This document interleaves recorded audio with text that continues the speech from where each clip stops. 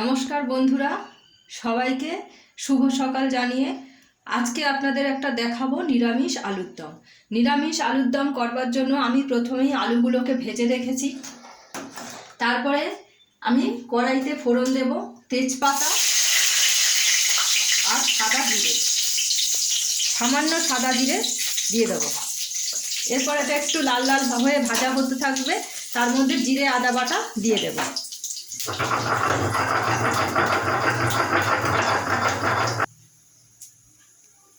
তেজপাতা জিরেটা লাল লাল হয়ে গেছে, এরপর আমি ছেড়ে দেব আদা জিরে বাটা।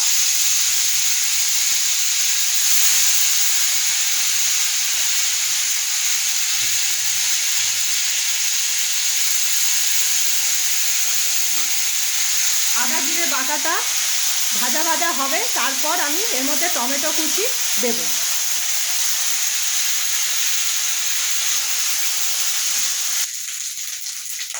মশলাটা লাল লাল হয়ে ভাজা হয়ে গেছে, এরপর এর মধ্যে আমি দিয়ে দেবো দুটো টমেটো। এরপর এটা আমি নাড়তে থাকবো, নাড়াচাড়া করতে করতে নুন হলুদ মিষ্টি দেব।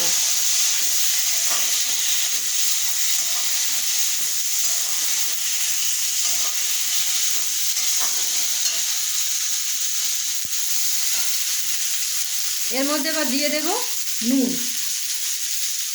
হলুদ গুঁড়ো, আর রং হওয়ার জন্য দেব সামান্য কাশ্মীরি লঙ্কা গুঁড়ো।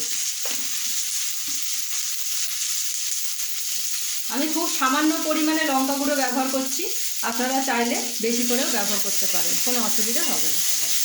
এরপর এটা ভালো করে নাড়াচাড়া করে মশলাগুলো ভালো করে টমেটোর সাথে মিশে গেলে তারপরে আমি দেব এর মধ্যে কাজু বাদাম। কাজু আর পোস্ত আমি একসাথে বেটে নিয়েছি, এই যে শিলে আমার বাটা রয়েছে, এইটা আমি এর মধ্যে দিয়ে দেব।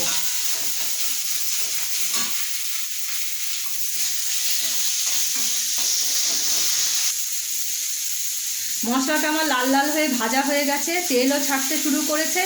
এরপর আমি এই মশলাটার মধ্যেই দিয়ে দেব কাজু আর পোস্ত একসাথে বেটে রেখেছি, সেটা আমি দিয়ে দিচ্ছি।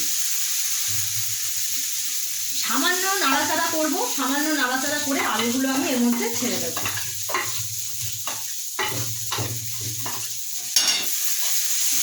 বেশি পোস্ত আর কাজু বাদাম বেশি কষবো না।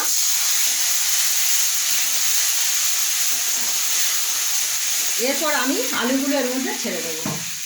ভেজে আগে থেকে ভেজে রাখা আলু দিয়ে দিলাম, দিয়ে এটা নাড়াচাড়া করে জল দিয়ে ঢাকা দিয়ে দেবো।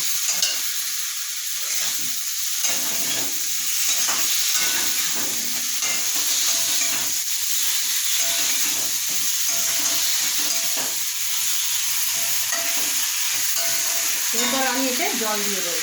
ও তার মধ্যে আমি কাঁচা লঙ্কাটা বলতে করে গেছি, কাঁচা লঙ্কা, এই যে কাঁচা লঙ্কা ছিঁড়ে রেখেছি, তার উপর দিয়ে আমি কাঁচা লঙ্কাটা ছড়িয়ে দিলাম।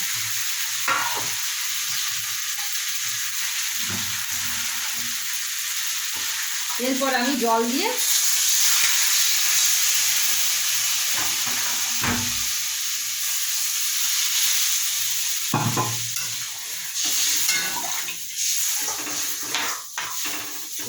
এটা আমি ঢাকা দিয়ে দেবো।